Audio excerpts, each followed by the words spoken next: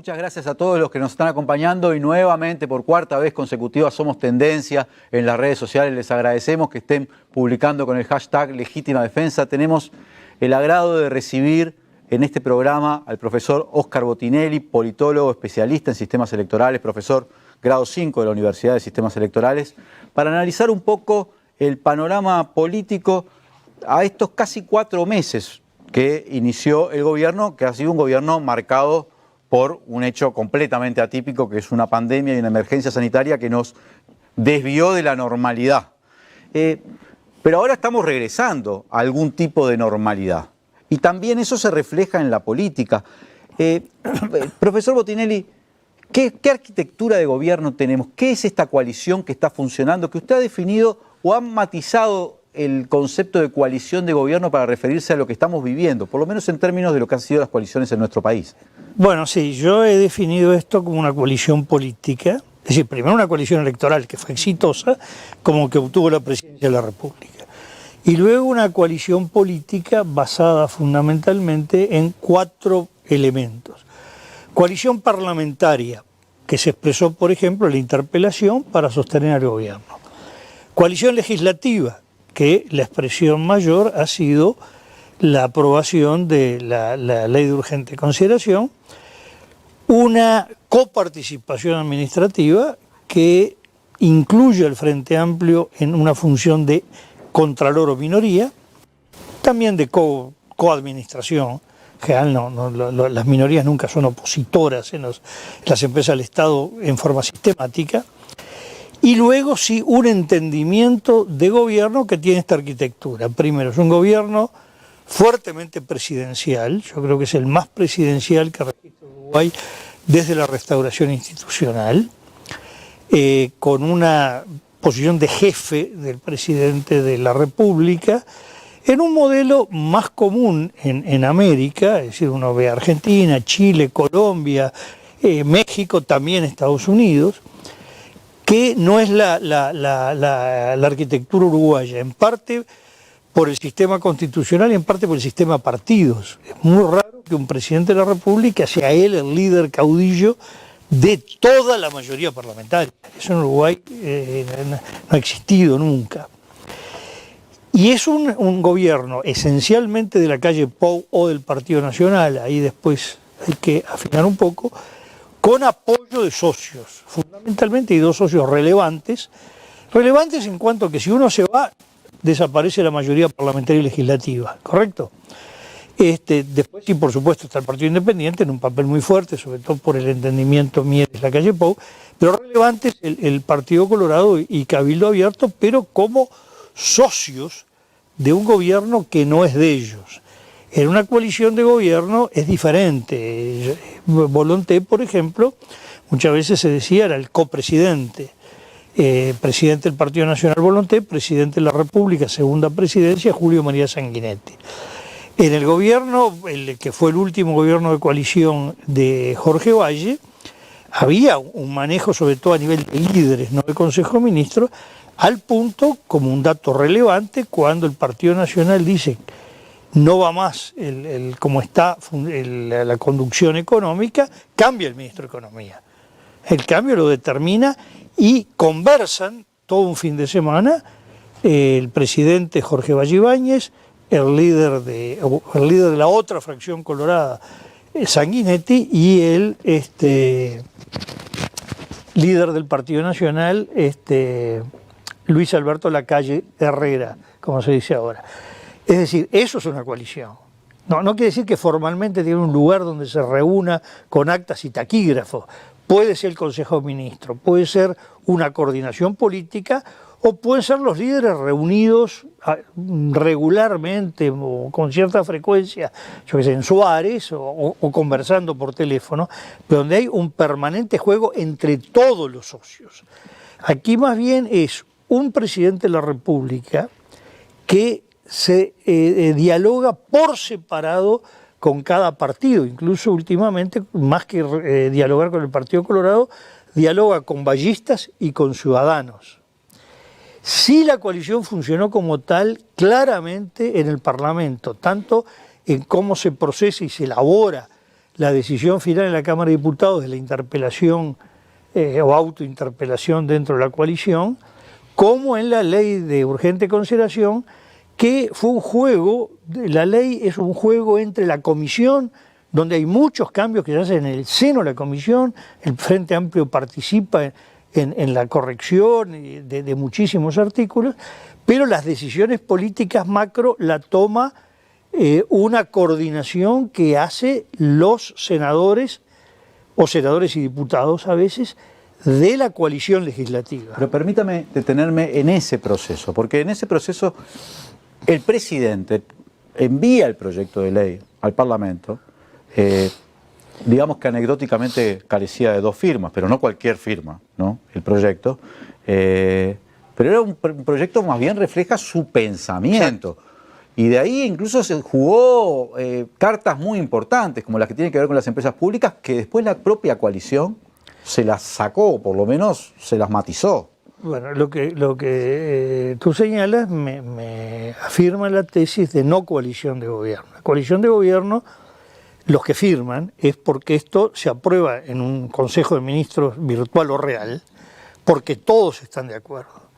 Aquí no solo faltaron un par de firmas, que es irrelevante desde el punto de vista formal, sino que alguno de los firmantes dijo que era a los efectos de pasarlo al trámite legislativo, donde claramente el Partido Independiente, que manifestó sobre todo en la bancada de gobierno, en la reunión de la coalición legislativa, que la firma del ministro de Trabajo, líder del Partido Independiente, era a los efectos de que se discutiera el tema en el Parlamento. Pero y no lo comprometía in totum con la ley. Que no implicaba que comprometía su apoyo a esos 500 y pico artículos que se enviaron.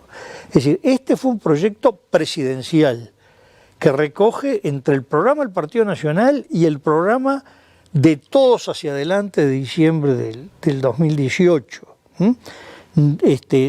Precisamente excede el compromiso por el país firmado por los 5 partidos el 5 de noviembre e incluso incluye disposiciones, el caso ANCAP, combustibles es el más claro de todos, artículos que fueron eliminados del borrador del compromiso por el país porque ahí ya había habido rechazos o por lo menos malestares tanto del Partido Colorado como de Cabildo Abierto, que no eran partidarios de ese cambio del rol de alguna empresa del ¿Podemos Estado. anotar eso como un fracaso del presidente? Porque para él el tema de los combustibles y de las empresas públicas, también lo de Antel, aunque Antel aparentemente lo sacan y lo meten en la otra ley, la ley de medios. La ley de medios.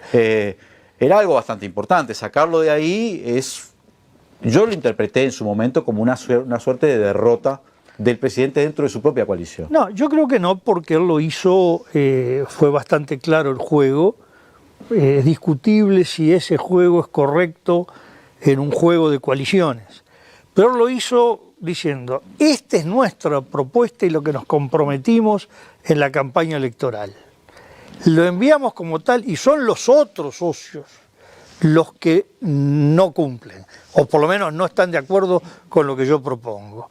Es decir, más bien aparece como un juego de trasladar responsabilidad frente a el electorado al que él se había comprometido, de por qué lo que él había prometido quedaba fuera. Me parece que más bien fue un juego de yo mantengo lo que prometí, a sabiendas de que me enviaba algo que claramente no iba a caminar. Más allá de las consideraciones o los matices o los bemoles con respecto a la coalición y el tipo de coalición que tenemos, que es novedosa, usted decía, desde por lo menos de la restauración democrática. ¿Ya se observan fisuras en la coalición, como ha señalado, por ejemplo, el expresidente Tabaré Vázquez? ¿Podemos decir que algo así significa la salida programada de Ernesto Talvi o algunos otros rispideces que se han observado en estas últimas semanas? Bueno, yo diría que recién lo que estamos viendo es el comienzo propiamente del funcionamiento de la coalición, porque el país vivió, primero, empezar a sentarse un gobierno, y del 13 de marzo a no mucho atrás, hubo una situación de absoluta anormalidad social, ¿no? Es decir, una pandemia de esta naturaleza, hacía que todo el funcionamiento fuera completamente distinto. Un funcionamiento que permitió un buen éxito para el presidente de la República, ya que lo tuvo como figura central de todo el sistema institucional en una dominio, hegemonía comunicacional por más de 60 días. Lo que es la política como, bueno, aceptaciones pero con salvedades, disidencias, esto lo quiero discutir, recién empieza ahora. Es decir, estamos, si se quiere, en los 15, digo, lo de la LUC ya se sabía que iba a ocurrir. E incluso diría, hasta fue programado que iba a haber esa disidencia, por lo que explicamos recién. Pero los otros elementos recién empiezan a aparecer porque estamos verdaderamente en los primeros días o primeras semanas de verdadero estreno del funcionamiento político del gobierno, ya con criterios más de normalidad política. Entonces ahí empiezan a aparecer, sí, algunas diferencias, donde incluso es muy claro que nadie se atrevía a salirse de la foto, incluso referido a la oposición, en el periodo de más temor de la pandemia, ¿no? Donde las discrepancias se manifestaban en voz muy baja, y repito, inclusive de la oposición o de los movimientos sociales, no era altisonante. Y ahora es como que, bueno, la gente se siente más liberada, ahora no va a haber segmentos de opinión pública diciendo qué horrible la que estamos pasando, miren lo que están diciendo, ¿no? En el país pasó el temor, digamos, al revés, empiezan otros temores, viene otra cosa nueva que es el impacto que ha tenido esta pandemia en el entramado, el tejido económico-social. Por supuesto está el económico, macroeconómico, digo, que importa desde el punto de vista del análisis político del económico-social, ¿no? Entonces, viene un recambio de todo lo que va a ser la discusión política en Uruguay de ahora en adelante, con una rendición de cuentas que sí tiene que ser enviada al Parlamento el 30 de junio y que no sabemos si es de artículo único, es decir, técnicamente rendir las cuentas del ejercicio anterior, o tiene algo que ver con modificaciones presupuestales. Y enseguida, 2 meses después, el 31 de agosto, el envío del presupuesto, en medio de otra anormalidad, que resulta que el presupuesto va a tener menos de un mes de trámite en la primera Cámara, sea cual sea la que se elige, en el momento que se realizan las elecciones departamentales. Sí, ¿qué se puede decir de las elecciones departamentales? Porque se van a realizar en un momento político o social muy distinto al que se preveía, ¿no? Va a haber no sé cuál será el clima en ese momento, pero tenemos cientos de miles de personas o más de 100.000 personas en seguro de desempleo. En algún momento los seguros de desempleo van a vencer, algunos retomarán su trabajo, pero eventualmente otras personas no. Hay una caída de la economía. ¿Se puede anticipar el clima social de algún modo?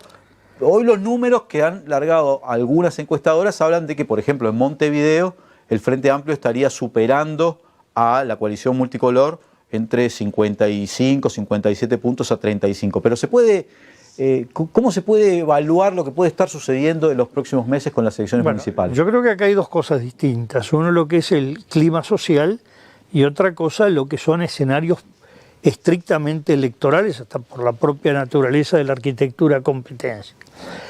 El escenario social todavía quedan algunas dudas. La duda mayor es qué piensa hacer el gobierno. Es decir, el gobierno va a llegar al 27 de septiembre dejando vencer los plazos de los seguros de paro, o va a tratar de estirarlo por lo menos que pase un poco más del 27 de septiembre. Si uno dijera qué le conviene desde el punto de vista electoral, bueno, sea cual sea el costo macroeconómico, eso se preocupará el director de planeamiento, prorrogue todo lo más lejos que pueda de las elecciones, ¿no? Que nadie esté el 27 de septiembre votando diciendo se me terminó el seguro paro el 30 de septiembre, mucho menos que se haya terminado el 31 de agosto. Entonces, ahí hay que ver cómo reacciona el gobierno, que va a tomar medidas no solo económicas, sino necesariamente políticas. También es verdad que el clima social, que bueno, no hay que hacer, yo no hablo de economía porque no lo soy, pero digo, claramente se prevé un nivel de pérdida de empleo muy elevado. No digo desocupación, porque la desocupación puede ser, no ser muy alta, porque se mide en función de la gente que sale a buscar trabajo. Y en una gran crisis la gente no sale a buscar trabajo. Entonces de repente, no, la desocupación no pasa del 13-14%. El tema es que no está reflejando la cantidad de pérdida de empleos. Pero la pérdida de empleos no recoge tampoco, por una razón obvia, estadística, que un guardacoches, un cuidacoches, que en buenos momentos y buenas horas puede sacar de repente 1.500 pesos en el día, de repente ahora está sacando 100 o 200 pesos. En materia de empleo sigue siendo la misma persona empleada, no se mueve la cifra. Entonces tenemos, por un lado, que la gente por cuenta propia, y ahí incluir muchos empleadores, y pequeños, medianos, comerciantes, talleristas, con una fenomenal caída.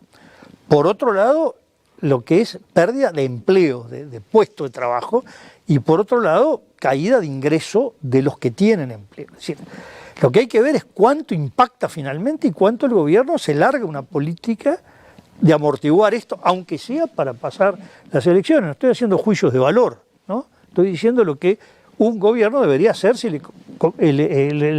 por conveniencia electoral, donde todos más o menos siempre buscan algo de hacer con la economía o con la situación social desde el punto de vista electoral. El tema es que tenemos realidades muy distintas. Las realidades distintas es que donde hay más voto de opinión en una elección departamental es básicamente Montevideo y Canelones. Y en Montevideo yo diría, el único titular que pueda haber sobre el resultado de la elección, los únicos titulares son dos. Uno, que lo creó la coalición. Ganó el Frente, festeja el Frente que ganó. Era obvio que el Frente no tenía ningún riesgo de perder Montevideo. Vos firmás que gana.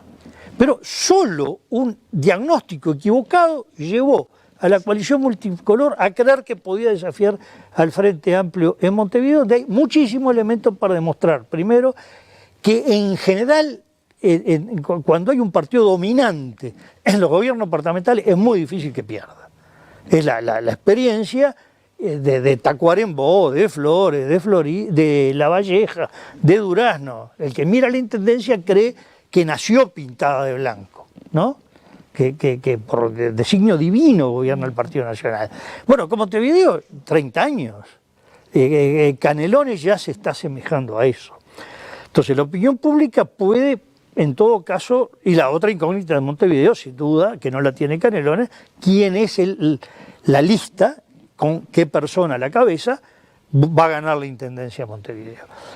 Que sería el Frente Amplio, pero hay que ver cuál de los... Claro, pero además esta es una gran ventaja del Frente Amplio, que es la ventaja que tiene, por ejemplo, el Partido Nacional en Tacuarembó.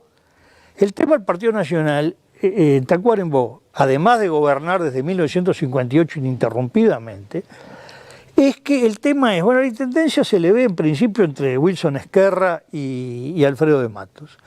Entonces, el que no es un frentista demasiado fanático, colorado muy fanático, no, yo lo que quiero es que gane Ezquerra, quiero que gane de Matos. Entonces eso potencia el Partido Nacional. En Montevideo es muy probable que mucha gente que no esté del todo decidida por la coalición o de un odio muy ancestral Frente Amplio, diga, no, yo lo que quiero decidir es que el intendente sea o Daniel Martínez, o Villar, o Carolina Cose, o que no sea alguno de los tres, ¿no? Pero son elementos que también potencian el voto al Frente, como lo potencia el Partido Nacional en Durazno, en Flores, en Tacuarembó, incluso en San José, aunque ahí... el clima social probablemente sea muy importante en los departamentos donde hay mucha duda de qué partido gana. O por lo menos es razonable que haya dudas. Salto, Paysandú, Río Negro, sobre todo departamento que fue muy pequeña la diferencia de votos que definió en el 2015, y Rocha. Sobre todo porque se han formado en algunos lados, caso Rocha, alianzas Cabildo-Partido Nacional.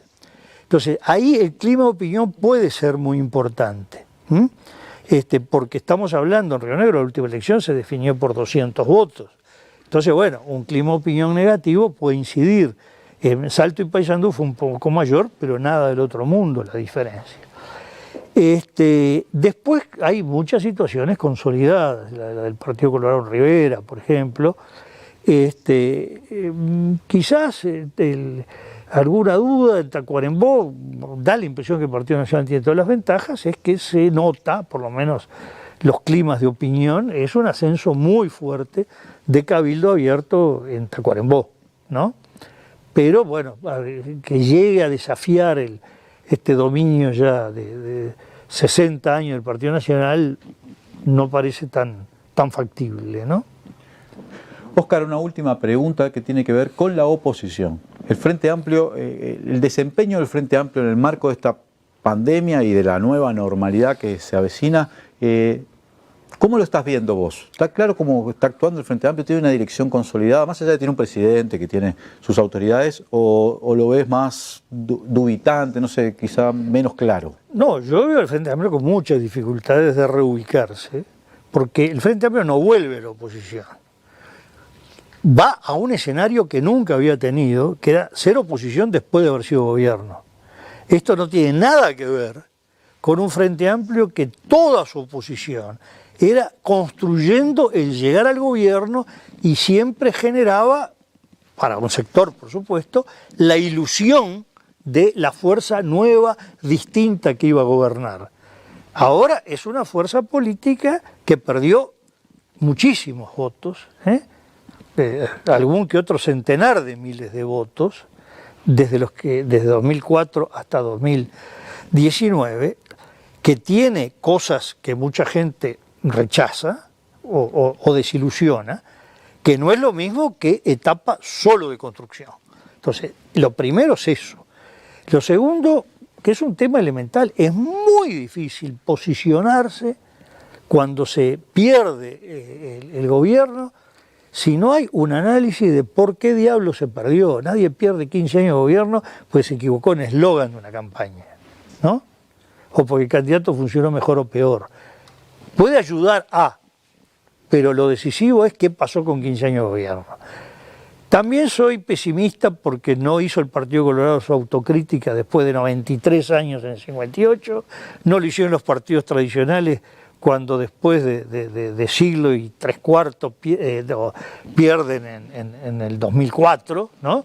Entonces, bueno, la historia es que es raro ver el autoanálisis, pero para el Frente Amplio parecería que es muy necesario. Pero además coincide con un problema estructural de conducción. Con conducción la gente dice, bueno, ¿cuál es la persona? Las conducciones pueden ser colectivas. El Frente Amplio tuvo conducciones incluso mixtas. Tabaré nunca fue un gran referente individual, pero nunca fue un conductor unipersonal del Frente. Sereñi, salvo un periodo muy breve en la transición de la dictadura a la restauración institucional, en general condujo el Frente en una conducción colectiva, más bien de 4, Ronnie Arismendi, después Jaime Pérez, José Pedro Cardoso, después Gargano, Michelini, después Batalla, Juan Pablo Terra, después Héctor Lescano, pero era los 5 juntándose en la casa de Sereñi o en el despacho de él. Es decir, la conducción no necesariamente es decir qué persona encontramos, tampoco importa lo institucional, si va a ser el presidente del Frente Amplio, el que va a ser el referente en el sentido de conducción política, no estamos hablando de dirección de la estructura partidaria. Entonces, ahí hay problemas y todavía el Frente Amplio no ha superado el juego necesario de competencia entre las corrientes y de unificación de rumbo. Todavía el juego entre las corrientes hace que a veces ese juego impida un manejo muy claro. Con la ley de urgente consideración se vio cómo el Frente Amplio empezó con mucha desprolijidad, particularmente haber empezado como gran tema popular de combate a la ley de urgente consideración, si era constitucional o no, porque iba a la firma de 11 ministros y no de 13. Bueno, da la impresión que no era lo que soliviantaba a los uruguayos, ¿no? Y bueno, al final encontró en la discusión más adelante un manejo fuerte, porque primero vino la discusión del Senado, después la comisión y después la final. Y ahí encuentra en la comisión el Frente ya un manejo unificado que le permite incidir, y le permite modificar artículos, incidirá hasta, obviamente, determinado límite, pero mucha cosa incidió en cambiarla, sobre todo en una influencia del Frente Amplio sobre el Partido Colorado y sobre Cabildo Abierto, también sobre el Partido Nacional, pero fue muy importante sobre los dos socios que contribuyeron mucho a hacer permeable a esas propuestas de cambio. Ahí el Frente Amplio logró lo que le había costado, pero todavía tiene una experiencia de ajustar mucha cosa para encarar la nueva etapa. Recién además empieza a estar presente casi toda la primera línea en el Parlamento. Todavía está faltando Danilo Astori, pero también, es decir, le faltó figuras de primer plano en una etapa importante de arranque de este Parlamento, ¿no?